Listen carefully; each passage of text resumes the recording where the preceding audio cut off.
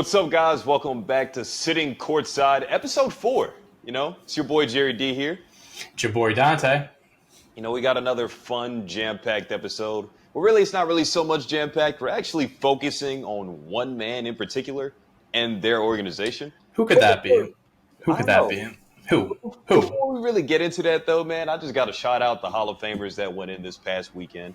Dwayne Wade, Tony Parker, Greg Popovich, Dirk. One of the best classes ever, honestly. It's legendary. Last year's was pretty good with Kobe, KG, and Tim and stuff like that. Right. That one was also dope, but this one's probably sticks with the late 90s kids like ourselves with some of these big time stars that are going in. So grew up on these guys, man. Once I started watching basketball, these guys were at the top of their games. Kind of watched them from start to end. And just being able to watch it back and just one of my favorite things obviously about it is just hearing their speeches and stuff like that, and hearing the people they shout out, hearing the different stories they tell. Dwayne Wade shouting out his dad, having his dad stand up, giving AI some love, man. That was a highlight for me. So congratulations to all the legends that got inducted. Very, very well deserved. Yeah, I had to go to rep my Spurs shirt. I think this is the only random San Antonio Spurs that I have. So it's you know what? Shout out to TP, Becky Hammond, and Pop, man. Well deserved, but yes, sir. And I'm repping Dreamville today. I'm repping North Carolina. Your boy's down in NC. I got you, Jerry. Hey, I appreciate you, man. But now, getting right into this thing though, it's been a crazy weekend because James Harden is actually in China, promoting his shoe, promoting his brand, and the news that pretty much swept us by storm ever since Saturday night has been that he called Daryl Morey a liar. Twice. Yeah. He made sure he emphasized what he said. He said Daryl Morey is a liar and I will never be a part of an organization that he's a part of. Let me say that again. Daryl Morey is a liar and I will never be a part of an organization that he's a part of. I woke up. That was the first thing I saw when I woke up on Twitter the next morning. People that's something that you would see and think oh, that's a fake quote. That's an AI generated video or some shit like that. Ball sacked, you got butt cracked. But you got ball sacked. Oh. Yeah, I'm thinking it's one of those satirical brands that we're just kind of thinking, oh yeah, whatever, BS. I don't care. But no, he really said this. This is really him, bro.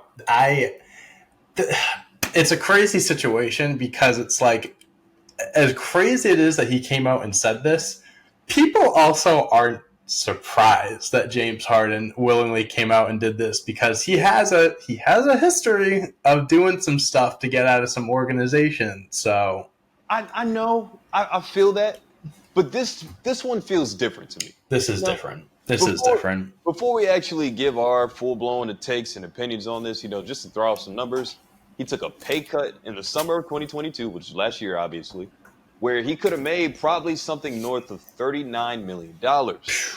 Instead, he opted not to take as much money, wanted just to go ahead and be a team-friendly player so they could add key free agents, key pieces that summer, whatever it may be. So that's one thing. But now the whole stigma is Harden won't come to camp. Daryl Morey still doesn't really want to trade him. He was unfazed. He's not moved was the word or something like that. Yeah. Where he's not rushed. So just what are your general thoughts on this and whole thing? I get it from both perspectives because it's we talk about players and, how they, players are privileged in the sense where they can ask out of deals and they can kind of threaten organizations sitting out, doing this and that, holdouts, whatever it may be. But you also have to kind of look at it from the player's perspective because if it is true, because last year, like you said, Harden took a pay cut and there was this whole thing that he is going to sign a 2-year deal this offseason, this and that. If there was a spoken, there was some sort of agreement behind the scenes, handshake agreement, whatever it was, and Daryl Morey did go behind Harden's back and just, that didn't fulfill his wish, his promise, then you kind of have to, kind of understand where the player is coming from. And again, I think if it was anyone but James Harden, I think this may have been this may be in a different light because let's look back, like I mentioned earlier, with Harden's tactics that he's pulled in the past. The Rockets, he wanted out, and he wanted this like tour with like going to all these nightclubs and stuff like that. He wasn't showing up to training It camp, wasn't this and serious. that. He wanted out. Like He wanted out. It was so clear he wanted out. And then he gets to Brooklyn, then he starts wearing the fat suit and stuff like that in Houston. Starts or whatever. People say it's a fat suit. Who knows what it was? Maybe he gained a few pounds, but he went to Brooklyn. He looked a lot skinnier.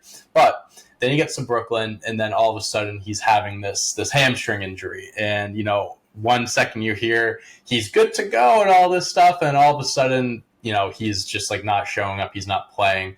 I think one of the most memorable conversations, one of the most memorable things from that I remember is, you remember when I think they still do it, but they did the All-Star draft on NBA on TNT. Yeah. It was LeBron and KD, and LeBron was like, "Is Harden playing? Is Harden playing?" And Barkley was like, "He just got traded. Like he'll be playing, stuff like that. Like he'll be good to go tomorrow or whatever it was." Go to KD in the drafting. Yes, exactly. And both they both knew. They were both laughing. They both knew. Yeah. But like Harden has a history of pulling off stuff like this. So I think because of that, people are kind of negatively looking at Harden, saying like, "Oh, this is something that he does all the time." But again, you have to understand if there was agreement and Murray went, just lied to him about it all, you have to get where Harden's coming from. So until the full details come out, I really can't pick a side, because we just don't know the full details. But if I had to pick right now, I think I would understand where Harden's coming from. I think at this moment in time, I would kind of have to side with Harden. Maybe not side with them, but you know what I mean. Yeah, no, I mean, I got you. I mean, honestly, we're on the same side on this. I think it's pretty clear that the two had a great relationship, for years since Warriors when they traded for Harden. The record. I'm going to see if I'm going to research. You keep talking. I'm going to research their record together because I saw the statistic online and it's insane how successful they are together. It's a lot of 50-win seasons. It's a lot of decent playoff runs, second round exits or Western Conference Finals, or whatever it may be. Harden won an MVP there, scoring titles. Pretty much, Harden became Harden. Prime Harden, the one that we all consider a top 4, top 5 shooting guard of all time in Houston, where he actually got to be who James Harden is, the 30 plus, 10 assists, 6 to 8 rebounds, a triple double on a nightly basis. Daryl Morey is the reason why James Harden kind of became that. So their relationship was great.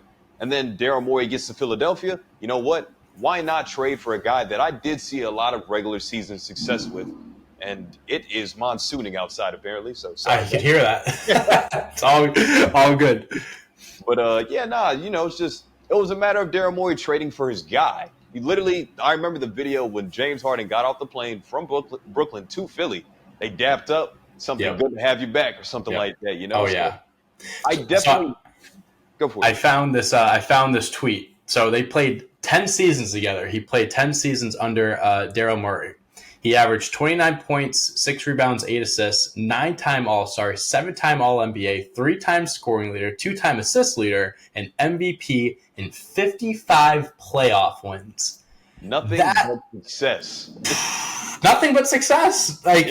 It's kind of crazy how quickly things flipped upside down on here, because that is like a match made in heaven. It really is. But it's like you said, I think we could all kind of assume with the rest of Twitter and social media that there definitely had to be some type of unspoken agreement of, hey, I'm about to take this pay cut, and yikes. I'm about to take this pay cut, and we're going to go ahead and you're going to pay me next year. You're going to give me close to a max, a $200 million deal next year. I definitely think that was it, but honestly, I just need to close by saying James Harden could have got his money back in Brooklyn. He could have took a max deal. James Harden could have got his money back in Houston. Now, with Houston, I understand the team, you kind of figured that we're stuck in neutral. We're not really going to win anything with the guys. And you got me John Wall the summer before I left. It's not exactly, no disrespect to Jay Wall, man. No disrespect. It is what it is. He gets to Brooklyn. You're playing with 2 other of the all-time great offensive talents that the league has ever seen. Right. AD and Kyrie. It just needed a little bit of patience. But it was a toxic situation, but I get it. But Brooklyn did offer him a max deal that he didn't take. Right. So now that he's not getting his money, is really all his fault. But I get it. He Yeah. wanted to bet on himself, and he didn't really want to be in Brooklyn.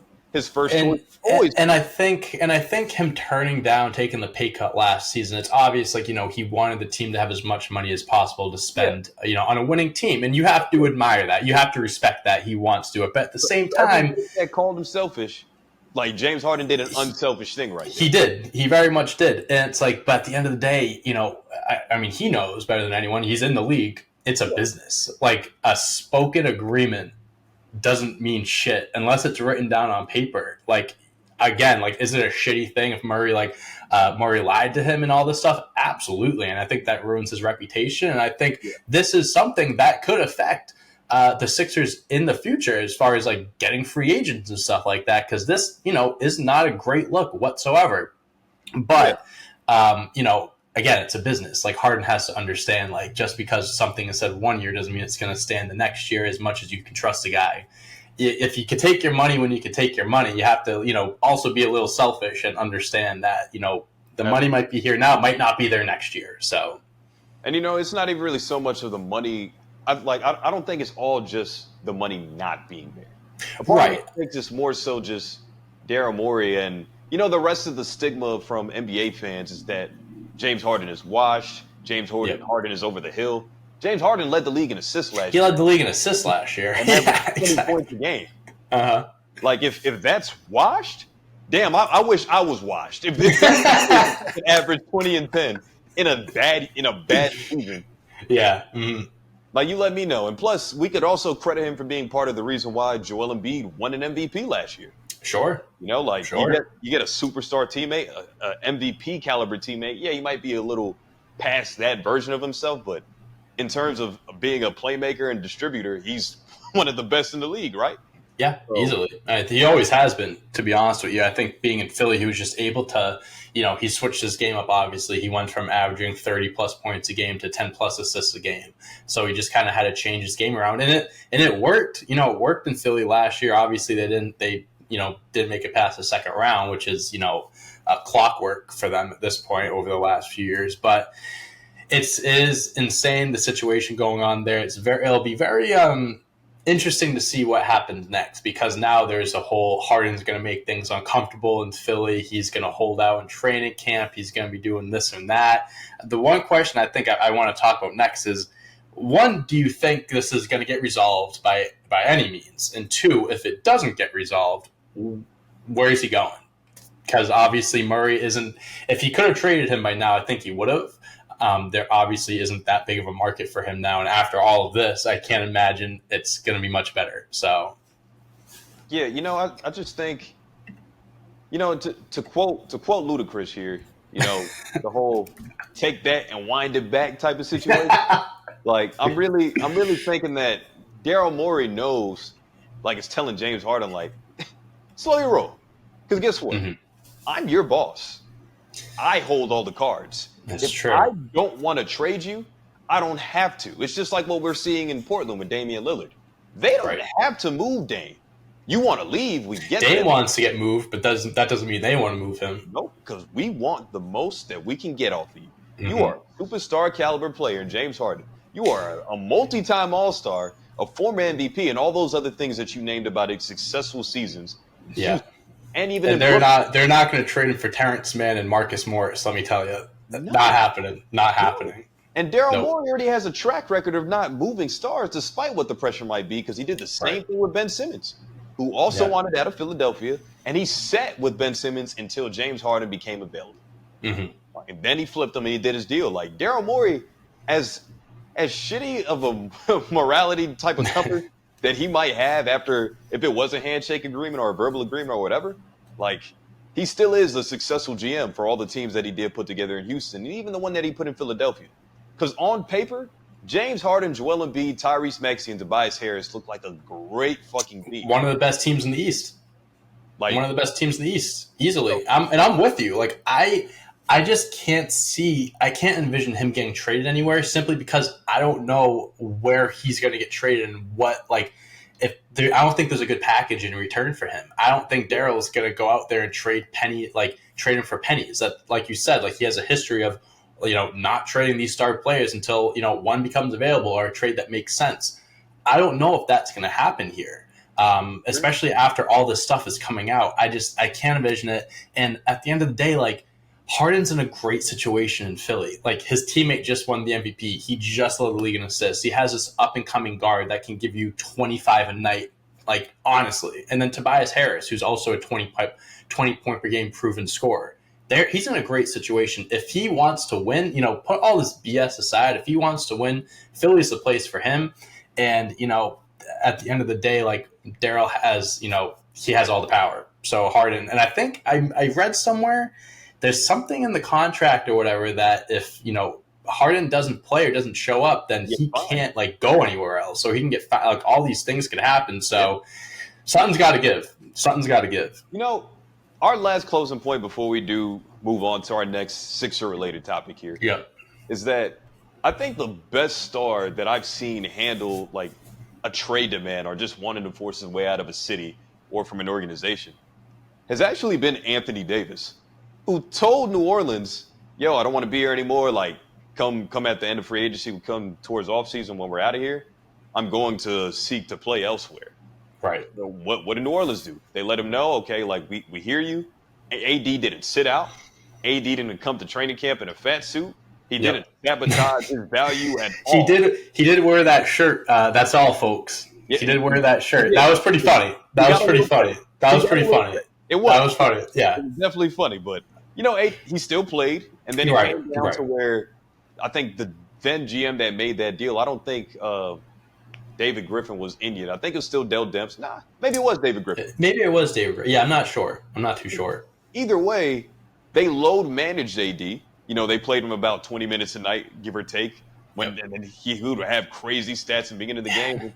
And then they just sat on him until, like, oh, okay, the Lakers are ready. Like, okay, we're going to give you Brandon Ingram, not Kyle Kuzma, Brandon Ingram, Josh Hart, and Lonzo. One hell of a package. And, to this day, obviously, New Orleans still has Brandon Ingram. The other two are gone, but still, like, it was a good, well thought out trade on New Orleans' part. It was. Get a bunch of young talent and let AD just kind of chill. AD is probably really has a lot of integrity to just kind of sit there and, like, they didn't trade me yet. But you know what?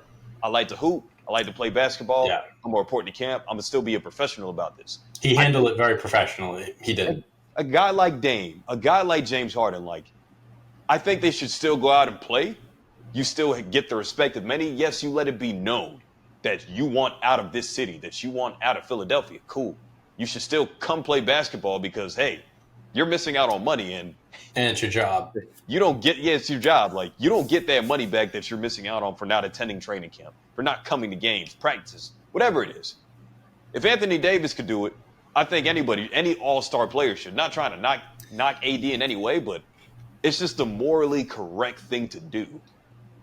Especially, I agree. You sign a contract. At the end of the day, you got to fulfill a contract. And that's just what we've seen over the past few years is players kind of abusing that power. And that's why we get into all these situations of players not showing up to training camp, sitting out, faking injuries, this and that, wearing fat suits, whatever it may be. So it'll be very interesting to see where this plays out. I personally think he's going to start the season in Philly. Whether he's on the court or not, I don't think Daryl's going to budge, and it's going to take a while for him. He's not going to budge unless a good trade comes about, which might not be for a little bit. So, as long as James Harden don't show up to camp looking like Rikishi or something like that, like, well, that was a good reference. Great reference. Well, I did that just for you. I used to. Hell yeah. I know my WWE, man. Appreciate that. All right. Well, let's move on from James Harden. Let's talk about his teammate, the man that won MVP last year, Joel Embiid. Since all this has come out, he has removed Philadelphia from his Twitter account for his location. He's changed. I feel like we see this happen a lot. I feel like a lot of players delete things off of their social media, whether it's pictures, bio stuff, locations, whatever it may be. So this might just be a complete coincidence. This might just be him trolling because he even admits that he is an epic troller. He just says things. His middle name on Twitter is Joel Troll Embiid. Troll Embiid. So my question here to you is there anything behind this? Do you think Joel Embiid is actually going to want to request a trade or want out because of all of this? Or do you think this is just him trolling like he usually does? For once, I actually think he's serious. Oh shit. Okay. Yeah, Okay. despite the Joel nickname and stuff like that, I think we mentioned this in one of our earlier episodes here. Like I know Yep. we only have three, but I don't remember which one. But Uh, I'm really on the side of that. We know that they're not going to be as good of a team without James Harden. We mm-hmm. know that they might not be a 50-win team or a 55-win team without the guy that just led the league in assists, without one of the better And scorers. Embiid knows that too. Yeah, He's very like well aware of that. not just him, but I think the rest of the organization probably knows. Like, damn, we don't want to miss out on this guy. That's why we need right compensation for this guy. Without James Harden, I don't see them being a top three team in the East. They probably could just off the Mm-hmm. strength of Joel Embiid, but Tyrese Maxey is going to have to take a James Harden kind of jump. You got to Huge average jump. 25 and 9. That's what needs Mm-hmm. to come from Tyrese Maxey. Yeah, honestly. And Tobias Harris too. He's probably going to have to average almost 20 points a game at least. Yeah, everybody has to step up. That's the only Yep. way it makes sense. So, yeah, And Embiid's 29 years old. He's turning 30 in March. It's not like he's not getting any younger. So he knows that his window is it's not closing. It's not like rapidly closing, but it's not going to be open this much for longer. I say you stay in Philadelphia and you know that the door is shutting. Yeah. Because you're losing an MVP caliber player. Despite him being washed or not, whatever, you're still losing a very good player that gave you your best shot yet, probably, to get over that hump. Like, And he's got 3 years left on his deal too, Embiid. That's a whole nother thing. So yeah, I disagree with you, and I don't disagree with you. I do think that there is some truth. Like he's definitely. I would be disappointed with all this. If my GM is going out there and he's lying to my star teammates about doing this or that, and obviously Joel Embiid probably knows the entire situation. He probably knows everything that's happened. I would be upset about it too, because that not only affects James Harden, but it affects you as well. It affects the entire team. So I think maybe it's not. I think maybe it's a little bit of a threat. Kind of like when he said in the interview how he wants to win and stuff like that, whether it's Philly or somewhere else. Like, does he want to stay in Philly? I'm sure he does. But he's also like, listen, like, I don't have to be here forever. Like, I want to win. It doesn't have to be here. So I do think he's starting to plant seeds here. Like, hey, if something doesn't get done or like, this situation doesn't get fixed, like my morale is going to go nowhere but down. And that's not what the Sixers want. So that's a whole lot. I think one player at a time, deal with Harden, but this is something that they have to keep in the back of their mind. Well, like this is collateral. Like yes, it is 100%. You have one disgruntled star. It's probably going to lead to your other star being disgruntled. It trickles down. It trickles down. We saw it in Brooklyn, right? Harden won it out. Then after that, Kyrie gets mad because he doesn't get paid. And guess who's next? KD was like, damn, right. All my friends are gone. It's like it's like the Will Smith meme when the house is empty. He's looking around. Yeah. Where is everyone? Yeah. Like back in school, you're sitting at the lunch table enjoying your meal, and your best friend get up to go talk to a girl. Your other friend get up to talk to somebody else, and you're there by yourself. Yep. Like, you're not going to stay at an empty table. Like, let me get up. Let me go find somewhere else to sit. But like speaking of finding somewhere else to sit. Mm-hmm. Where do you see the best landing spot for Joel Embiid to actually play? I mean, that's a whole nother thing. A team has to put together a Godfather offer to get someone like Embiid. Because he just, obviously, coming off the MVP season, averaging 33 a game, he's in the prime of his career right now at 33 years old. I mean... You know what? Let me rephrase. Okay. Let's say, where would you specifically want to see him play? I think I would like to see him stay in the East because I think that would still be his best chance of winning. And I hate to say this because this team, I feel like, is always just that team to be getting stars and to be in the mix and stuff.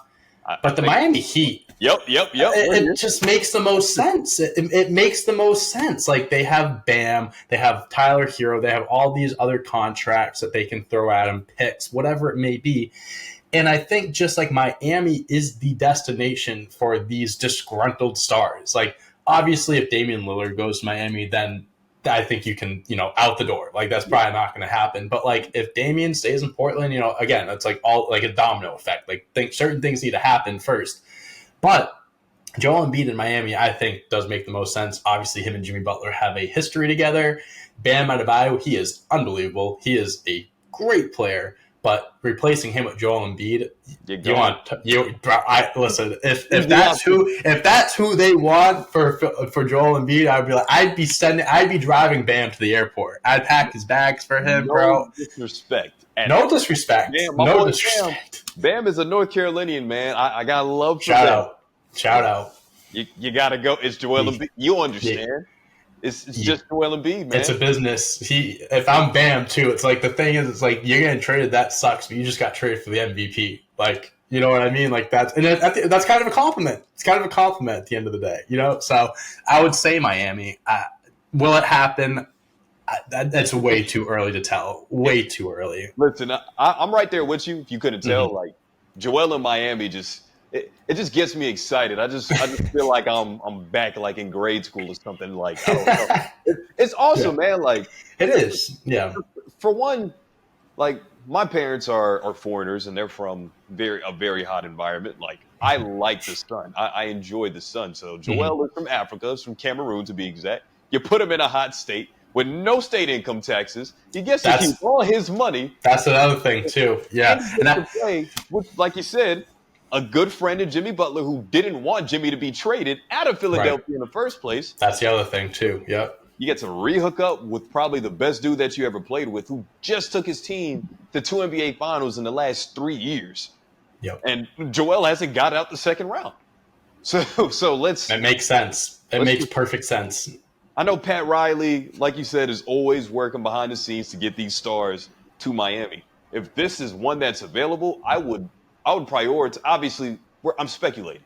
We Right. don't know that Of Joel wants course. out. He hasn't said anything to management. At least it hasn't been made public. If he has, but he has been threatening them ever since a month ago when he told them, "I'm willing to win here or anywhere else." And And then honestly, God bless him for having like the patience that he has, because there was this other tweet of like this timeline of I everything that they've done since terrible. 2016, 2017, and man, I can't believe he stuck around. It's crazy. It really is. They fucked up. They fucked up a lot over the last 5, 6 I'm gonna throw years. out. I'm gonna throw out some fun names for you. Okay. Sam Hinkie, Oof. the man behind the process, behind Oof. drafting Jaleel Okafor, Nerlens Oh. Noel, all these other bigs. Oh my gosh. And then there's the guy who they thought was going to be the next huge Spurs prodigy off the Greg Popovich coaching tree, and Brett Yep. Brown, Yeah. another guy who just never really had the locker room. Jimmy Butler is on record pretty much trashing the dude. Yeah. And then Yep. we have another guy who had a catastrophic shoulder injury in Markelle Fultz, the number one pick when Jason Tatum and Lonzo Ball and De'Aaron Fox were on the board. And they took Markelle. So, like, it's a. They traded the pick to get Markelle. They traded the pick to get Markelle. And this is a little different. They took Ben Simmons first overall, and then he had all these other guys that followed him. I mean, Ben Simmons coming out of like LSU, he was a phenom. Like that's different. And obviously, it didn't work out for whatever reasons. I could have named Ben for that reason. He had good right, games. yeah, right, exactly. That's a fine Ben Simmons we got to see. But it's just you look at it. You just look at it from the bigger picture. It's fucking crazy, bro. They've made some bad decisions over the last few years, and it's obviously it's clearly like it might come back to bite them in the ass in the sense where their best player that they've had since 2014 might want out now. And if that's the case, then you can say Philadelphia is going to be in some trouble for the next few years. But again, that's speculating. We don't know what's going to happen. My last closing point before we get on with this. Yep. I think it might just be time to blow it up at this point. Why? Because they haven't made it past the second round since 2001. Yes, like that's terrible. Yeah. They haven't had success. Joel Embiid, yes, could be arguably one of the best players in today's game. We know that. 33 points a game, 10 boards, all that good stuff. He's the face of the Philadelphia 76ers, but they have not found any success since he's been drafted. Yes, I get it. They've gone to the playoffs year after year. Some teams can't even say that. I get that. But what type of timeline do you put on trying to win? What type of timeline is Daryl Morey on? Or now you have Nick Nurse in town. Like, how often, how soon, what's your championship window? Are you really trying to compete? And the pieces that they have amassed on the Sixers over the years just haven't gotten it done, despite having Joel Embiid. And they haven't been able to attract any other big name free agents other than James Harden, who they traded for. So I'm actually on that petition. After this year, I'd probably would really consider moving Joel Embiid and just starting fresh, getting a shit ton of draft picks and hope for the best because this situation is about to get ugly real quick. Again, just speculation. This is the last thing I'll say for this. If I'm a Sixers fan, I would be kind of afraid that this might be the last season that you have the process in Philly. Genuinely, like this might be the last dance. The last dance in Philly. So, well, we'll see. It all starts with Harden, so we'll see what he does there. I can't even call it a last dance. It's more like a last two-step because they didn't make it. They haven't made it to the very end yet. No, this is just a little two-step, like you said, 100%. So, stand dance classes right now, but we'll move on. We'll move on. Well, let's move on from a generational big man from this era, and let's talk about a generational big man from last era that has this podcast with Mr. Paul Pierce, who says some outlandish shit, which I don't defend. I love Paul Pierce, Celtics legend, but he says some stuff that I don't agree with. But Kevin Garnett, he won that one ring, and he thinks that one ring put him on the Mount Rushmore for NBA players. And brother, you're barely on the Mount Rushmore for Celtics players. But anyways, Kevin Garnett, his teammate on that 08 team, said that Anthony Davis will be an MVP within the next 2 years. He's kind of comparing him to, how Embiid won the MVP and how Embiid and also Jokic and how Anthony Davis can kind of do just what they do. He's just as talented as them. And I've said on this podcast, I've been on record to say, I think he's one of the most talented big men in the history of the game. There's really not much he can do. The only thing that's really held him back is injuries and such. But now that he's signed his extension, everything like that, obviously we're hopeful that he's going to be in good health moving forward.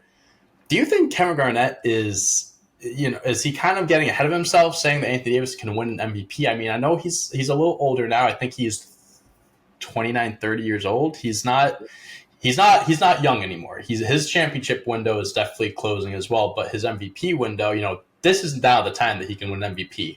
Do you think that's a realistic possibility? I know he's on your Lakers here, but, kind of separating yourself as a Lakers fan, do you see Anthony Davis being an MVP over the next few years? Yeah, without a doubt, I think it's still within shout. Like, if you look at earlier in his career in New Orleans and stuff like that, his worst season is probably like his rookie year thus far. He's at like around 13 points or so. But from then on, 25-plus point scorer, double-double guy, around 2 blocks for his career. Like, he's an all-time great already, which is why he was a top 75 player of all time. He is a generational talent in his own right, just like a Joel Embiid, just like a Nikola Jokic. He's averaging 24, 10, over 2 blocks for his career. And last year he averaged 26, 12, 2 and 1. That's crazy. That's crazy. I don't think KG only sounds outlandish because of the stigma that surrounded AD for the last several years, right? I believe he's only played over 65 games 4 times in his career. So, like, it's kind of alarming. That's the main aspect for him. Like, obviously with the new CBA, you have to play at least 65 games to be able to be considered for MVP, all NBA teams and that stuff. So I get the cost to pause, but it's definitely not like an outlandish reach. It's not like he's a bottom 25 player in today's game. Oh, God, no. Like, easily he's a top 5 talent like we both agree on. Easily he can be the best defender. He's possibly the best two-way player in the league if he's able to stay healthy. I understand it's just a big if, but KG is actually right on the money, especially with an aging LeBron, possibly with 1 to 2 more years left. I know he still wants to play with Bronny. You got Austin Reeves. You got Rui Hachimura. You got the rest of these young guys where it's like, it's not super, super young, but you have guys that are like from 25 to 30 or 32. So, like, even with AD's window closing to win championships, I believe the prime for some players is from like 27 all the way to 34 to 35 if you're generational. And AD is.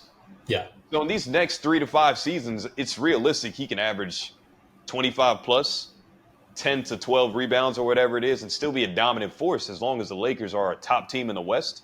It could definitely happen. No doubt.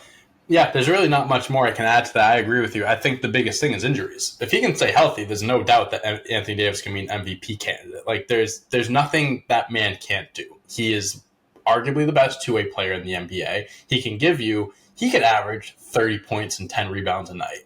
Yeah, And I get it. LeBron's on that team, and when LeBron's in the league, he's still LeBron. But that is Anthony Davis's team. It is. Like LeBron's aging. LeBron, knows that he is giving the keys to Anthony Davis. He's kind of taking a step back in the sense where, he's not focused on being the guy that gives you 30 plus a night.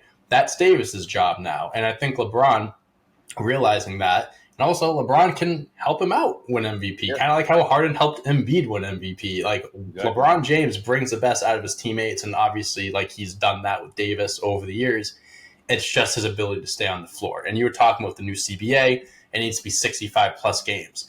He hasn't played 65 plus games since 2017, 2018 when he was 24 years old. That's the biggest concern. He just needs to stay healthy. If he's healthy, there's no doubt that he can win MVP. And I think Kevin Garnett is right on the money. Like these next 2-3 years, that's the spot right there. Like those are the years where he can do it. If he can stay on the floor, the Lakers obviously being a contender, which I see happening, he stays healthy. Why not? I think Anthony Davis, has made cases in the past to win MVP and such. He just, again, health, whatever it is, restricts him, holds him back. If he's healthy, I don't see why not. Not to just like boost up LeBron here either, but that's like the one thing that he hasn't done right is elevate a teammate to being an MVP. Sure. Yeah. Another thing that I feel like LeBron wanted when he left Miami initially, obviously he knew it was stars around his age and Wade and Bosh. I think when he went back to Cleveland, it was like, yo, Kyrie Irving, I'm about to be in Cleveland for the rest of my career. Kyrie's going to be the guy I give the keys to. Kyrie could have been the guy to do it. He could have won an MVP. I legit think that was LeBron's plan, like sure, retire in Cleveland, but obviously Kyrie did his own thing. Yeah, so Kyrie did Kyrie stuff. Yeah, so like I see the same type of situation for Anthony Davis, where hey man, like I'm about to be gone in a couple years, but guess what? I want you to take us there. I want you to be the guy. So I'm hyped. I'm hyped for AD. And I think also that like not that LeBron needs anything added to his legacy, like this, he's done everything there is to do, but like for him to say that he helped his teammate that was riddled with injuries, going through all these like setbacks, where to help him win MVP, that's a really cool thing to add to his resume. So I actually do like that would be a really cool thing to see happening, but we'll see. But going off of what Kevin Garnett says, let's talk about some dark horse candidates to win MVP. Let's give 3 candidates who we think could win MVP, guys that, aren't the mega stars, guys that aren't favorites to win. 3 dark horse candidates to win. Jerry, if you want to start, you can. If you want me to start, I have my 3 guys. I can list them off. By all means, open us up. Okay. So I'm going to stay away from Anthony Davis. I like that pick, but I'm going to stay away from that. My number 1 guy who I think is a dark horse, and some of these guys that I'm mentioning are dark horses in the sense of like kind of similar to like Davis or Embiid, where it's like they've had, maybe it's injuries that hold them back, or maybe it's like team success or whatever. The first guy I'm giving you is Shai Gilgeous-Alexander. The Oklahoma City Thunder last year exceeded everyone's expectations. If you are an Oklahoma City, not even a single Oklahoma City Thunder fan thought that they were going to have the success that they did last year. They just exceeded everyone's expectations. Shai Gilgeous, one of the best scorers in the league, just like we all knew how good he was and how talented he was, but he really just like came out of nowhere, and he was insane last year. I think with the Thunder getting Chet, they're obviously, their young guys are getting better each and every year. I think the Thunder could be like not a threat. I'm not saying they're going to be a top team in the West, but they could be, better than they were last year. I think they were a 41 team last year. You don't want to play. Dude, that's a scary team. Like they're young, but they're hungry, and now that they've made it as far as like the play-in and stuff, and almost made the playoffs, they're hungry. They know what it takes to get to that point, and I think Shai Gilgeous is good enough to take that step to help lead a team to that next level. I like it. That's my first guy. The second guy I have, and this is simply like if he's healthy, he can do it, and I don't think maybe it's not a dark horse in the sense when he's healthy, like he could be a top candidate. Zion Williamson. When he was healthy last year, the Pelicans were the number 1 seed. They were the number 1 seed in January, and then he got hurt, and then they felt, they went down the rankings and stuff like that. We were talking about generational talent. Zion Williamson is a generational talent when he's on the floor and he's healthy. If he's on the floor and healthy, there's no reason for me to think that he can't win an MVP. If the Pelicans were the number 1 seed last year, why can't they be competing for that same spot again this year if he's healthy? And if that's the case and he's putting up crazy numbers, which is expected of him, he very well could be a candidate to an MVP. So that's my second guy. And then my third guy, the third guy I have is a little bit it's going to be a little bit more outlandish than the other two, but you'll understand where I'm coming from. This also is a whole nother, things need to happen for this to happen. I'm going to say Tyrese Maxey on the Philadelphia 76ers. I know. It's an outlandish one. This is the true definition of a dark horse. Tyrese Maxey is a talented motherfucker. That guy can ball, okay? And they're treating this guy like all offseason, no one's able to touch him. Like Michael Jordan could be available, and they're not trading Tyrese Maxey for him. If James Prime Jordan is available, they're not moving him. If James Harden doesn't come back, it's all things need to happen for Tyrese Maxey to become an MVP player. Like you said, if Harden isn't in Philly, Maxey needs to put up 29, 10, those types of numbers. If he's putting up high 20s, almost 10 assists a game, when the Sixers are also have to be good as well, top 4 playoff team, I'm just saying, I think that there could be a case to be made. He's a very good player. He obviously, as all young players, there's still a lot of things to work on. There, he has weaknesses that he's turned to strengths and stuff. He also has a lot of strengths, and he's so young, and he has so much to build off of. But I think he has a lot there already where he could be a potential MVP candidate. I know it's a little bit crazier than the first two guys I mentioned, but I had to throw out a curveball like that. And I think there is a world. Is it this world? I don't know, but I think there is a world where Tyrese Maxey could be in that MVP conversation. Hey, I mean, I'm not mad at it. That's the true definition of a dark horse, because he's not even on the odds chart to win the award. So right, 1,000%. I'll show you right now his odds to win. Where is it? Where'd they go? Oh, here it is. Listen, if you put money on that and he won, then I'd be begging you for some money. He's plus 15,000 right now, but these are all different sports books and stuff like that. Yeah. It's still crazy odds, but still, is there a world where it could happen? Yes. I don't know if it's this world, but there is a world. Nah, I can dig it. I hate to say this, because I was making faces kind of during your list, because you actually took two of the guys that that I chose. Oh, did I? Oh, shit. It's all good, though. It's all good. Oh, shit. I got more. I just generated more in my head, so it's all good. But okay, hey, great minds think alike.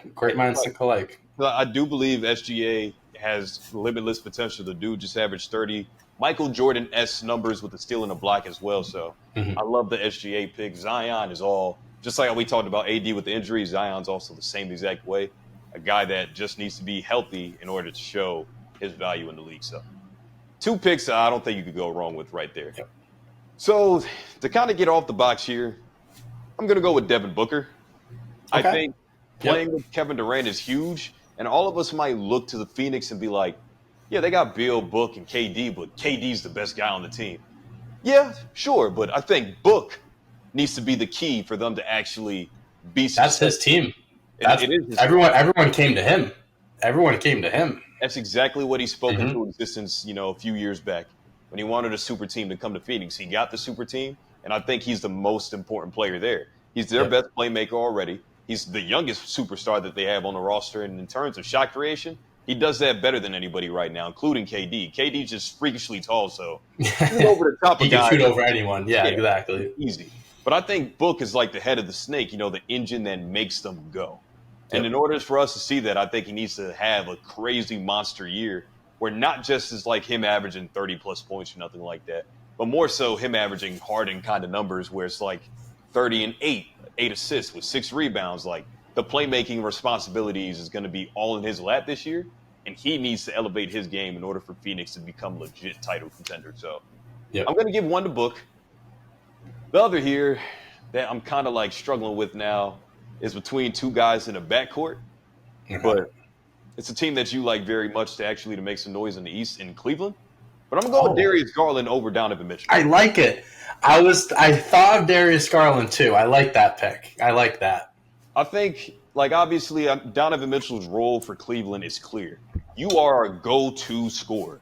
You're the guy that I'm going to look to in the clutch to actually get things done. You're the guy throughout the game. I need you to be an onslaught of offense on the perimeter, inside, in and out, like everywhere on the floor, mid-range too, everywhere on the floor. I need him to be an offensive, versatile weapon, just a killer. But the setup man, the guy who can also do some of those same things is going to be Darius Garland. The guy that's setting up the table, not just for Mitch and taking pressure off of him not to bring the ball up the floor and not to worry about creating his own all the time.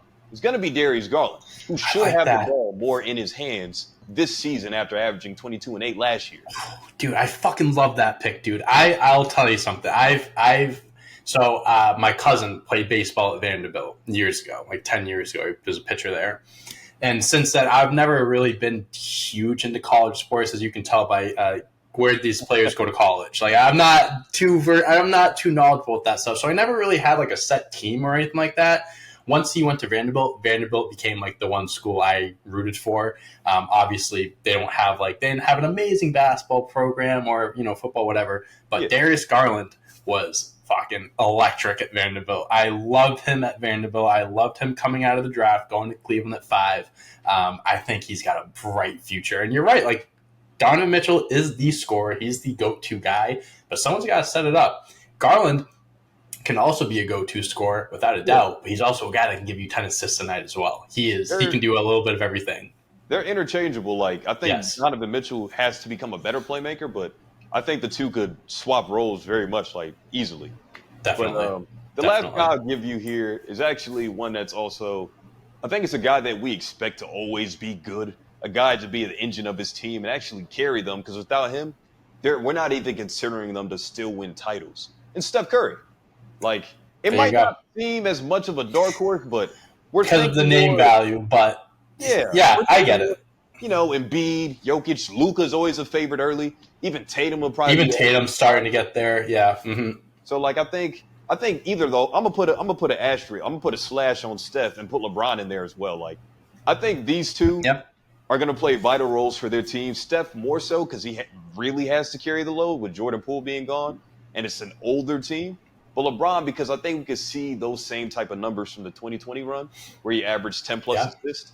I think LeBron needs to have that type of year again for the Lakers to see some success. And Steph just needs to go ballistic. And we've seen the last few years, he's actually put up better numbers than his unanimous MVP year. Yes, he has. It's just the talent around the league has gotten so much better with it. So it's kind of like, and you've seen guys that have these ridiculous seasons that don't get the award because again, like they're putting up crazy numbers, but so many other people are putting up crazy numbers. Like last year, there were 6-7 guys that put up 30 points a game. So I like those two guys because name-wise, are they dark horses? No. People are going to say no. But like if you look at the rest of the league and where they fit in, those guys you could argue aren't even cracking top. Like I don't want to. It sounds disrespectful to say top 10, but there may be like 5 to 10 other guys that you could put ahead of them winning the MVP award. Yep. There's a fair argument to be made for other guys to win. So I understand where you're coming from, and I do think that those are two very fair picks. Yeah, no, it was tough because you robbed half my list. So like I'm like, all right, well shit, I got to come up with something on the fly. But hey, you recovered well. I think those are 3 or 4 solid, really good picks. So, what'd you say? Improv. And that's what we do, a little bit of everything on this podcast. Yeah, man. All right.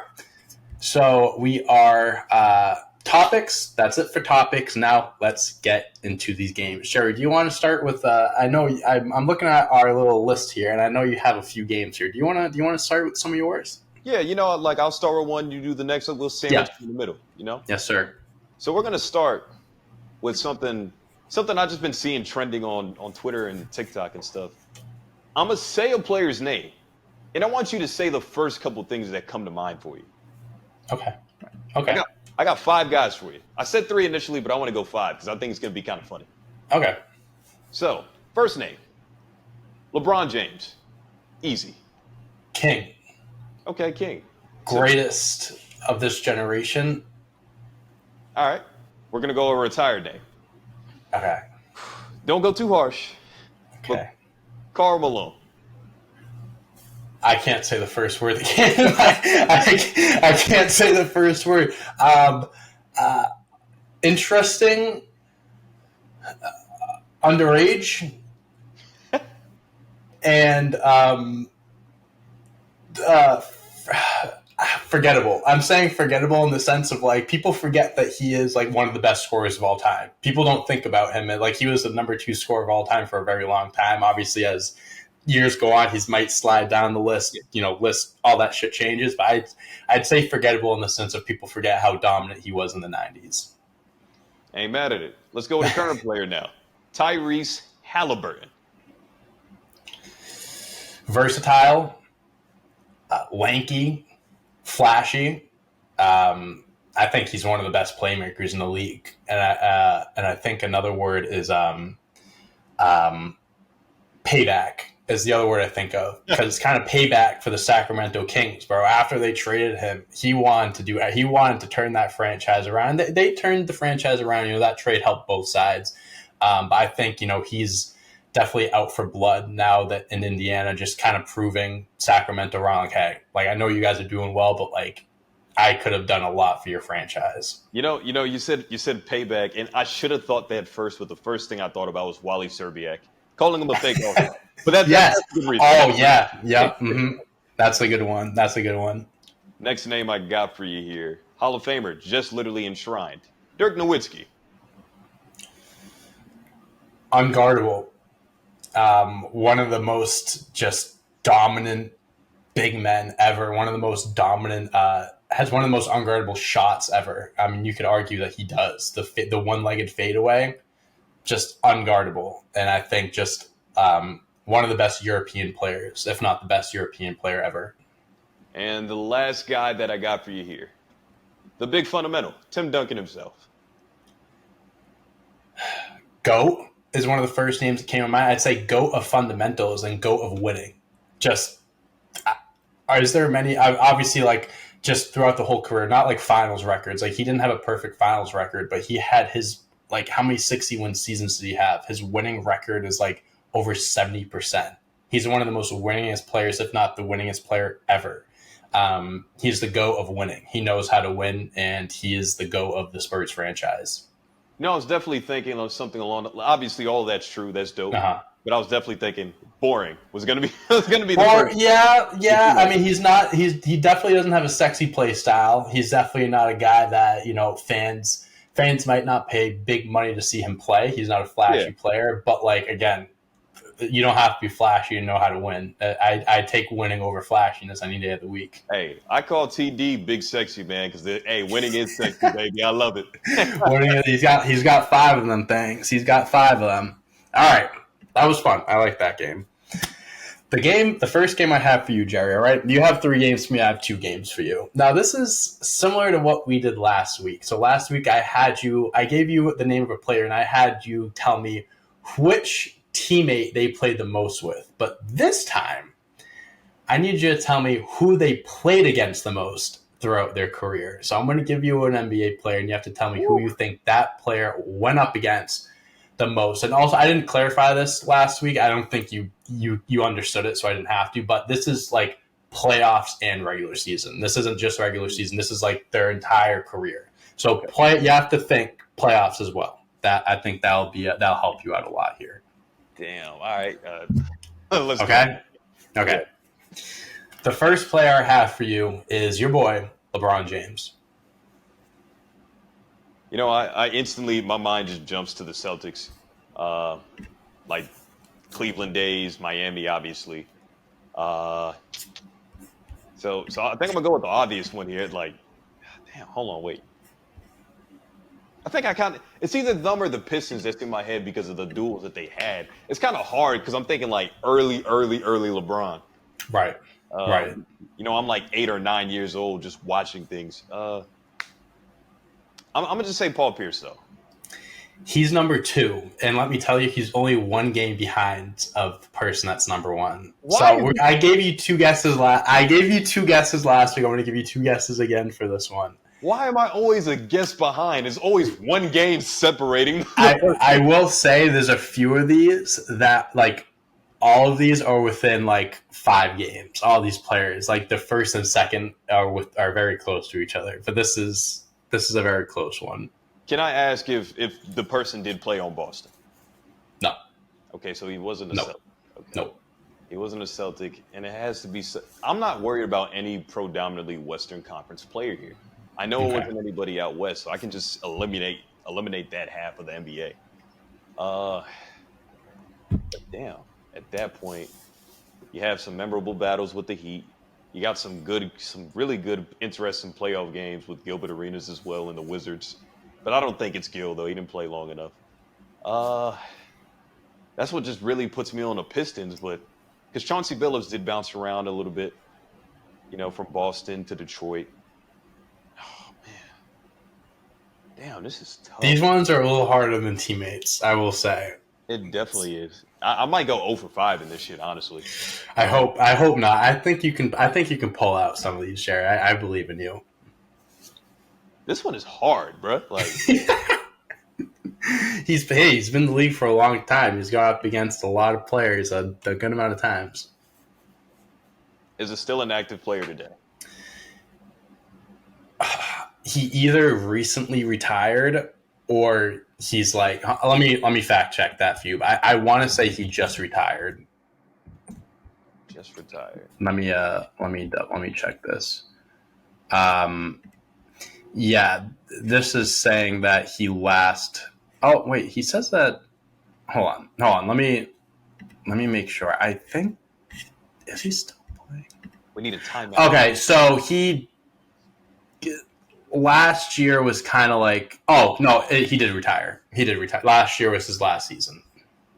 He announced last season that he was going to retire after the season.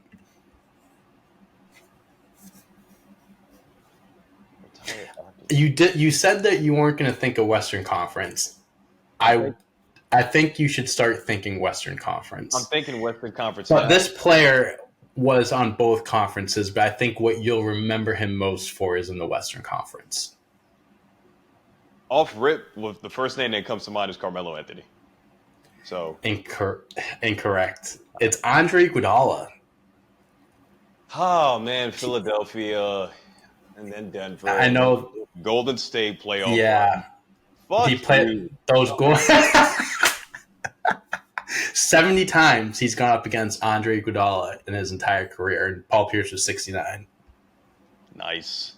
Yeah, very nice, Paul Pierce. Very on brand. Okay. The next player I have for you, Jerry, is Kawhi Leonard. Also, these players I'm giving you are like well known. I'm not going to throw like a Alex Caruso at you or anything like that. Like these are all like super like star players, like really really well known players. Fair. Okay. All right, so we got Kawhi here. Predominantly Western Conference teams. Obviously, that literal 1 year in Toronto. So yep. It's got to be somebody out west. Who did the Spurs see a lot of at that point in time, early in his career? I'm trying to think. San Antonio battles with Dallas. San Antonio battles with the Lakers even. No, but he wasn't a huge part of that, though. Kobe was at the end of his rope at that point in time. A lot of random probably games with the Warriors, though. They did play a couple playoff series there. Man. Kawhi. And then the Clippers, obviously. A lot of random Lakers games in there as well. And maybe it is something. No, I don't know. No, it's not. I don't think it's anybody on the Lakers. Dang. He's just so quiet, man. Like, you don't see him beef up with nobody. At least with... No, not at all. Mm-mm. Doesn't talk much. Damn. These games are tough. Yeah, I will say when I put this list together, I don't want you to go 0 for 5. I don't. I really don't, but I will say if I was in your shoes, I wouldn't put money on me getting one right. Oh, Some of these are very hard. all right. Well, I got to throw something out there. I feel like I've just been sitting here trying to devise a plan here. Uh, you know what? Let's go with the last guess that you just gave me the answer. Let's go Andre Iguodala here. That's incorrect. I had to try. Okay. That's fine. I think so. What I do think, I know I said I'll give you 2 guesses and stuff. I'll give you another one here, but I think maybe we should just do 1 guess for each one because some of these are just. It's impossible. It's hard. It's hard. I need to test your knowledge. I need to see. I need to see what you know here. Man, this isn't even knowledge. This is just not even Kawhi Leonard probably knows who he's played the most in his You're career. right. You're definitely right. You're 1,000% right. All right. Draymond Green. I'm done. I don't know. Incorrect. All right. It's Russell Westbrook, his teammate, Cool. and second was Harden, maybe his future teammate. Let's move on. Okay. The next player I have for you is Kevin Durant. Motherfucker. KD here. Look, like I said, I'm of the ilk that I'm probably not going to get any of these. But KD, I'm just thinking of like most memorable matchups, Mm-hmm. and again, playoff series. So like, He has one insane play in the playoffs against this team, and I believe over this player. over this player that played for the Dallas Mavericks. Hey, maybe I mean, I don't know if I can.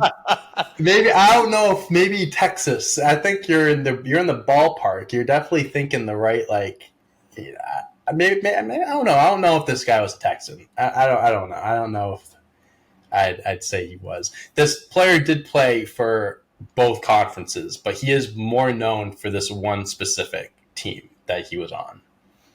This one era. This team had an era going on, and he was a big part of it.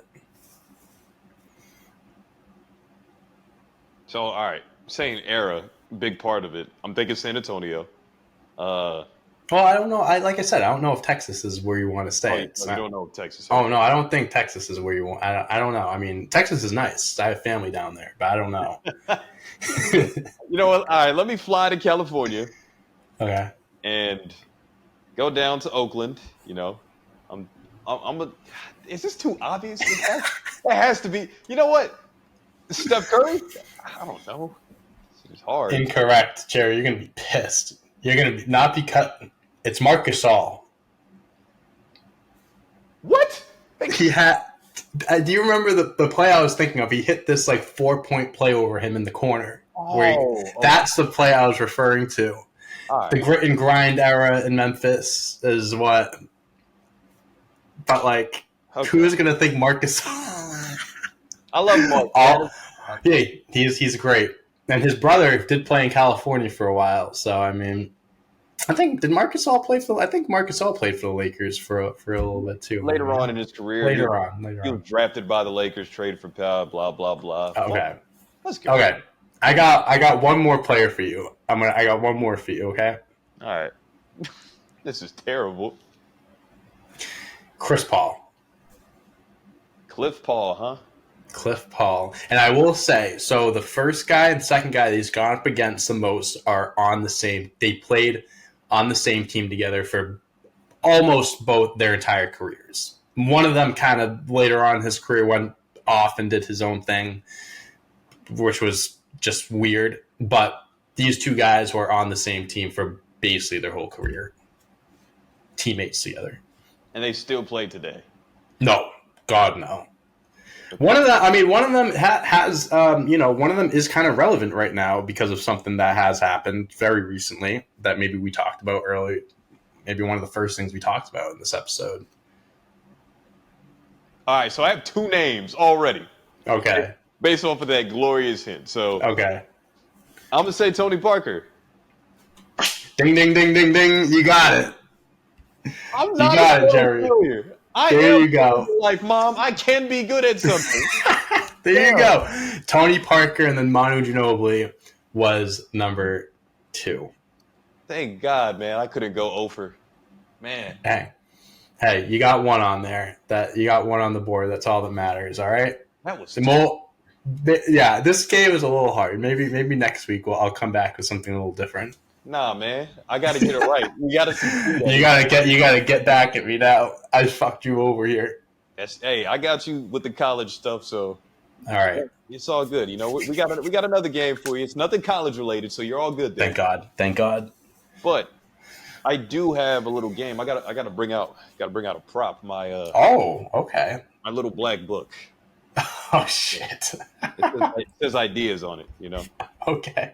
So just because I'm feeling very inspirational, we're gonna play like I guess a form of Jeopardy here. But I want you to guess this basketball phrase. It's like you're gonna give me a letter. I'm gonna tell you if the letter's in it. And if you can go ahead and guess the phrase outright, dope. Let's do it. Okay. But Okay. it's guess this basketball phrase, sitting courtside style. So Okay. I'll let you know if there's a letter in it that you guess, and we could go ahead and underline that. Okay. So I just give you a letter and you'll let me know if it's included and then okay. You got five guesses. So if you get a letter wrong that's Okay. not in it, that's one strike. yep. Okay. Exactly.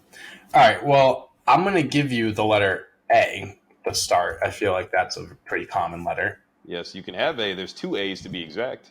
Two A's. Okay. The next letter I'm going to give you I'll give you a T. T, yes. You have one Okay. T in this phrase. Yes, sir. One T. Okay. So T and two A's. Okay. The next letter I'm going to ask from you is an N. An N, yes, you have one N. Yeah. One N. You have a word forming here now. You have blank Okay. A-N-T. So yeah, you have something there. Okay. Blank and T. Okay. Give me a D, Jerry. D. Can I get a D? No homo. Yes, you can. You have, Yes. you Let's have go. a D in it, baby. Give me that shit. Come on now. Okay. So I got two A's, T and D. Is it like multiple words, this phrase, or is it just like what am I looking at? You don't have to like outright tell me, but Yeah, this is multiple words, so I can't tell you that yet. okay. Give me an E. You do have one E. You're hot right now. You get Okay. letters in. You get letters in. Okay. Hotter than fish grease. Let's go. All right. Hardened fish grease. Give me an F. You don't have an F, Dante. No F. Okay. We're cooling down a little bit. That's fine. That's only my first strike. Give me a. Oh, give me an H. No H on this one, buddy. Fuck. Okay. I started off hot. Okay. Two A's, T and D E. You are welcome to just take a stab in the dark at the phrase. Yeah. All right. Let me throw out another word. Give me an L. No L, Dante. Oh no my L. gosh. Fuck. Okay. Oh God, I started off so hard. You said I had A and T. Mm-hmm. You know what? Let me give you some assistance in this notes app here. Okay. I got you covered. Okay. Let me help you out a little bit. So what you have.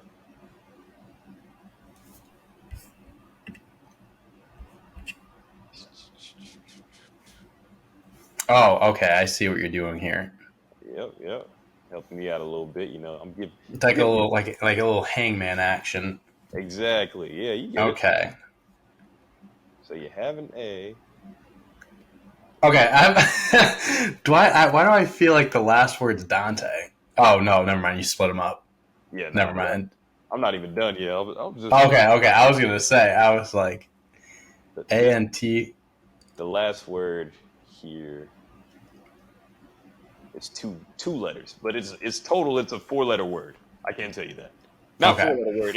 It's 4 different words. Sorry. Okay. Give me. Give me a. Oh, what the fuck? Give me an I. Ooh, there's no I's in this, buddy. No. Oh no. Okay, I only got 1 letter left. One more guess. You might kick yourself in the ass for this one. Because one of the words is formed for you. I see it in the hangman action that we see here. Oh, okay. I'm trying to think of a guess. Give me. Fuck. Give me a B. Ah, man, I'm sorry, bro. That's What is it? The guess is "you can't guard me" is the phrase. Oh, I was thinking of I was thinking can't. I didn't want. I should have asked for the C. You can't guard me. Fuck. All right. Okay. That one was a little tough. We got one more word for you here. Okay. All right. One more phrase. Let's do. Okay. Now I got it. Okay. Let's do this. I'll map it out for you before we start. Okay. Okay. Now I understand what we're doing here. So. Oh wait, it's too many. Actually, it's just that. So. It's just that. Yep. For our next round of Hangman here, for basketball Hangman, it's just 2 words. Can you go? 5 guesses. You're on it. Okay. If I give you like a guess, is that going to count as like a strike? I will have to count it as a strike. Okay, no, that's fair. That's fair. Okay, give me an A again. Let's start with an easy letter. An A is actually not in this one. Oh, fuck you. Okay. No A, huh? Okay, well that the first guess, which wouldn't it wouldn't have made sense. I knew it wasn't gonna be. I was thinking like guard up or something, but guard was in the first phrase, so there's not that. I was getting a little too ahead of myself. Okay. Think more street ball, like one-on-one kind of vibe. Okay. Give me a T. T is also not on this. What? Very simple. 2 words that you would say to somebody. You're ready to go. What are you gonna say? Give me a U. Yep, there is a U. Let me go ahead and update this for you. Okay, I want to see where you put that U because I feel like I might know what one of the words are. You definitely have a U there. Yep, you're down. You have 3 more guesses. Okay, left. give me a P. There you go. Now you got the word. Okay, so now I got the second word. Okay. Up. 5 letters up. It's not guard up. Yeah, I just said U. I'm going to be convinced that you just didn't say this like when talking shit during street ball. Like it's one of those things. Why? I feel like I'm training myself out right now. It's just basketball lingo. It's like first grade math, SpongeBob type of vibes there. Wow. Oh my God. The more you're saying this, the more I'm confusing myself. I feel this is so easy, but I'm making it so much harder on myself. That's what I definitely think is happening right now. Give me an E. Yes. Okay. Let's see. Okay. You do have an E. Okay. Give me. I'm waiting for this to update. Okay, it's right in the middle, huh? What the fuck? What the fuck is this? E up, baby. E up. You're getting somewhere. You got E up. Diop. Um,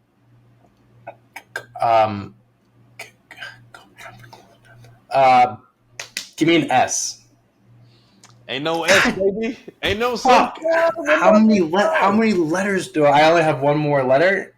No, you have actually two more I guesses. have two more? Okay.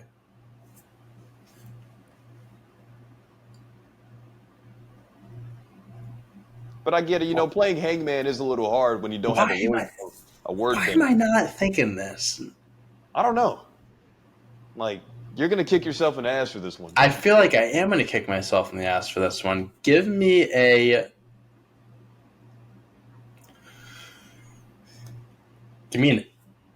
M.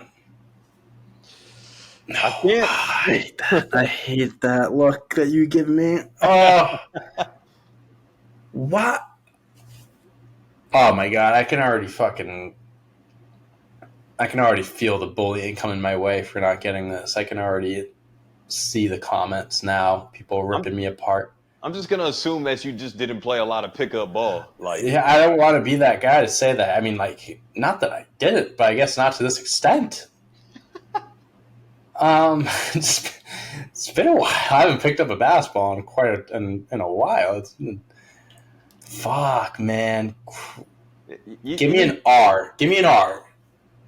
I'm gonna act like I didn't hear that. Okay, good. I'm happy you have bad hearing. What the fuck? Come on, Dante. Oh, Man, look, I don't want you to go down sad, fuck so I'm up. gonna give you Fuck one up. hell of a hint. Fuck up. Okay, go ahead. I know you haven't picked up a basketball in a minute, but I literally walk up to you with one and be like, "Blink up." Oh, checkup. Thank God, man. Yes, pick up is the word. Yes, check Oh up. my god, checkup. Yes, of course. Why the fuck? I'm So thinking. I don't know why. I kept thinking like obviously doesn't fit like D up. I was thinking like something with defense, like getting up on someone. Like I don't know. My mind wasn't working you there. gotta Check think up. street ball. Like before all of us even Right. play, it's like, hey, yo, Right. check up. Like, let's go. Before you start, you have to check. Of course. Okay, I'm happy. I at least you gave me a very good hint there, and I appreciate that. But man, I'm happy I just got it. You helped me out on that other game shit that we played, so I got you back. Fair. Okay. I got one last game for you, Jerry. All right. This is again. It's a game. It's not really something that you really have to like think too hard about, like statistically, nothing like that. We're doing another blind rank 'em, okay? But this time it's a common theme. This is actually a graphic that Clutch Points put out the other day. We're going to be ranking some of the best centers of all time. Okay? Well, obviously, I'm not going to tell you who those centers are, but I'm letting you know that they are all legendary Hall of Fame centers. Okay? All right, let's go. The first center that I have for you is Mr. Bill Russell, RIP, Celtics legend. Celtics legend. I think the best winner the game has ever seen with 11 titles. But I do believe there's more talented bigs ahead of him, so I'm going to put the captain at number 4. I think that's fair. 4. We'll go Okay. Bill Russell at 4. Okay, let me write that. All right, so Bill Russell at 4. Perfect. All right. Next player I have for you is someone that, he went up against during his career, and that is Mr. Wilt Chamberlain. Wilt might not have been the best winner, obviously, with Bill winning 11 championships on his watch. Yep. But I think Wilt is probably the most dominant force right there before Shaq. So I think I'm going to put Wilt at. Man, that's tough. I'm gonna put Wilt at 1. Actually, I think that's just an enigma. Wow. Okay. I'm actually cool with putting him at 1. I'm cool with that. Sure. Absolutely. All right. The next player I have for you is one of the most accomplished. Obviously, besides Bill Russell, 11 rings, no one's touching that. Kareem Abdul-Jabbar. Hey, 6 MVPs don't lie, baby. Yeah. I'll put Cap at. Man, I'll put Cap at 2. I'm cool with Cap at 2. All right. The next player I have for you is Mr. Hakeem Olajuwon. You know, The I dream. think in terms of talent, I really think Hakeem is up there with the best of them. But Right. 2 championships without Jordan being in the league, I put a little asterisk beside it somewhat, but still won them obviously. But out of respect for Bill Russell, I'm going to put Hakeem at 5. I'm going to put Hakeem Okay. I'll tell you what, you put together a good list because the last player I have for you is Mr. Shaquille O'Neal. boom, slide into 3, baby. There you go. That's actually really a solid list. You got Wilt, Kareem, Shaq, Bill, Hakeem. I'm cool with that. You know, I think I gave Wilt a ton of respect because the averages don't lie. It They just don't. now obviously I think he only has 1 or 2 rings. It's a little sad there, but hey, he was the definition of dominance before Shaq came along. So I'm cool with That's the that. truth. Wilt Chamberlain is one of those guys that I like. Some people, I'm not saying I don't think like I don't believe that he's just one of those guys that you hear about me like did he actually exist Yeah. he's crazy. It's because it's like obviously it's from an older era, like there's not much footage, there's not much this and that, but it's like he was the definition of an enigma, just a guy that like you think you'd read about in fairy tales or something like that. Hey man, So you got to give him his respect, Mr. 100-point game. when you average 50 points and 20 plus rebounds for a season, I have nothing else to say. Like, I'm done. Right. There you go. There you go. All right. That's the last game I have for you. Do you have one more for me? You know what? We'll run through this one since I know Okay. we're up against it a little bit. Yeah. All right. Let's do it. So I'm going to give you 2 players and their numbers, and I Okay. want you to pick which one's resume you rather have. All right? Okay. This is like a guess like player A, player B type of thing. Exactly. Like So- it. Okay. Player A's career averages 25 points, 4 rebounds, 7 assists on 44, 37, and 90% shooting. 7-time All-Star, 7-time All-NBA, Rookie of the Year, and an NBA Top 75 player. Player B, Okay. 23, 4, and 6, 47, 39, 89 shooting splits, 8-time All-Star, 3-time All-NBA, also Rookie of the Year, but this guy has a championship. You taking player A or you taking player B? Can you? What were the not the numbers, the accomplishments afterwards, like All Star, NBA, All NBA stuff? Can you repeat that? Yeah, 7-time All-Star, 7-time All-NBA. They Yep. were both Rookie of the Years, but Yep. player A is a top 75 player of all time. Okay. Player B, 8-time All-Star, 3-time All-NBA, and an NBA champ as well as Rookie of the Year. Okay, but he's not top 75. Not a top 75. Okay. So, I mean, the one big difference here is the ring, but it's like, how much weight did this guy carry, like, as far as winning that ring? Like, was obviously this guy sounds like he was a phenomenal player, but was he like a catalyst in winning that ring, or was this like later in his career? Like, there's a lot of things to factor. I think winning a ring, though, carries a lot of weight. And if it's one ring, I feel like it was either a big ring or it was like later in the career ring.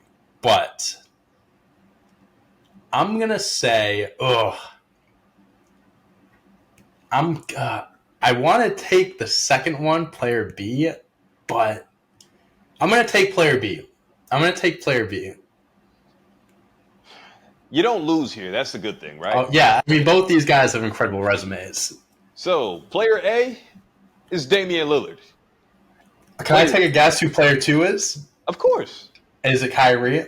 It damn sure is. It is Kyrie. Yeah, I had a funny feeling that those are the 2 guys. See, like, okay, now that I know, I'm totally fine picking Kyrie because Kyrie's the top 75 player of all time. Let's just be honest here. Like, no disrespect to Damian Lillard, but if I had to pick one of these guys to be top 75, I'm picking Kyrie. Like, both of them deserve to be on it. I'm not saying Damian doesn't, but like, Kyrie is the top 75 player of all time. There's no question. There is no question about that. Hey, I know for one thing, he better be on that top 100 list in 25 years, baby. Bro, and if he's not, then there's something out. They're out for him because that's ridiculous. So now for the next game, same exact game, player A, player B. Yep. I have 2 puppies. Let's see. Young guys. Youngins? Yeah, they're literally both about to enter year 4. They were part of the same. Oh, shit. Okay. So, player A, 23 points per game. Oh, actually, whoa. That's this season. Let's talk about their career. Sorry. Okay. Yep. So player A, 19 points per game, 6 rebounds, 7 assists, 42, 37, and 82% shooting splits, and one Rookie of the Year, Yep. and was also a one-time All-Star. Okay. Player B, 16, 3 rebounds, 8 assists, 47, 40, and 85% shooting splits. Mm-hmm. Was a one-time All-Star as well, and also made an All-Rookie team. So, Player A and Player B. They both just started their careers. No Yep. wrong answer here, but people probably will judge you regardless. But take your stab. Naturally. I mean, Player A has better all-around numbers. Player B seems to be. What were the shooting splits again? Can I ask what the shooting splits were? I feel like Player B sounded a little bit more efficient. Absolutely. Player A Yeah. shooting splits 42, 37, and 82. Okay. Player B, 47, 40, and 85. Okay. So not too crazy. I mean, I'm a slut for a good all-around player, bro. I love a player that gives you a little bit of everything. You know what I mean? That can score the rock, but can also get you those rebounds and assists as well. I mean, this other guy's 8 assists isn't. I mean, that's no joke either. I'm trying to I'm putting too much thought into who these guys are. That's what I'm trying to think oh, who could they be? I think I'm gonna roll with. player. I'm gonna roll with player A. I'm gonna pick player A. I like the all-around game a little bit more. I know player B is a tad bit more efficient, and he has those 8 assists. He sounds like he's a very good team player. Maybe he's not. I don't know. But I'm gonna go player A. I'm curious who these guys are, though. Oh, no, yeah, for sure. Man, Player A is actually someone I have the privilege of watching every night once the season starts back up. LaMelo Ball, baby. LaMelo Ball. Okay. So, yes, he does have an all-around floor game. Okay. Yeah. Also more of a volume scorer than Player Sure. B, who happens to be Tyrese Halliburton. Ooh, damn. Those are two good comparisons. Yeah, I mean, they're both amazing in their own right. I mean, they're both incredible playmakers. I think LaMelo Ball has more of a bag than Tyrese Halliburton for sure. Damn. All right, solid. All right, so LaMelo Ball, and then I picked, and then I had Kyrie Irving for the first one. I'll take it. You can't lose. I can't think lose. Both options for both games were pretty solid. I didn't set you up a failure here. Yeah, I appreciate that. Yeah, it's not like you were giving me LaMelo and then a late first round guy or something like that. That if I did pick him, then it would have been a whole roast session. You just ruined your franchise and set him back. Nah, it's not like that. Love it. All right, word. Well, that's it. Those are our games. That's our TikTok session. That's our YouTube Shorts section. I think that's episode 4, Jerry. I think that's episode 4. Sitting courtside. Do you have anything you want to throw in? Tell these fans before we head out. Nah, man, nothing but just get ready for football season. I know this is a basketball pride program podcast here. Sorry, I can't talk, but I am hype for this football stuff that's about to come in, man. So fantasy football, bro. When it's fantasy football season, I am. It's hard to get a hold of me. Yeah, I have a draft on September 3rd and September 4th. I have the number 1 overall pick in the 4th on the 4th, so I can, spoiler alert, take a Justin Jefferson. Hell yeah, let's go. Bro, I mean, oh, shout out to Justin Jefferson, Vikings fan over here. I didn't even think about that. Yeah, Justin Jefferson.